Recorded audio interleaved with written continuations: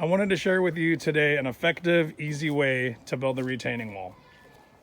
It doesn't require any fasteners or welding or anything else. It requires a heavy-duty channel post, which will fit the lumber right inside, just like so. So you set your posts and set them, within the dimensions of your lumber, and pick whatever you want. You can also slip a 4x4 in here, or you can do what I did and just put a shim. So I used 2x12 lumber, pressure treated, so it'll last a long time. This one's been up here for about 25 years, and I was going to see if we needed to replace anything, but it looks like it's holding up just fine. I think it's going to last at least another 25 years.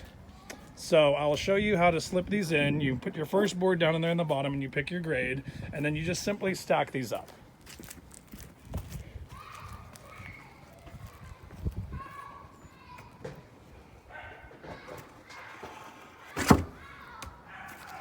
Thanks for watching, and I hope you found the video helpful. And if you're looking to build a really strong retaining wall in a very easy method that will last a really long time, this is a method I wanted to share with you. So thank you for watching, and we'll see you on the next video.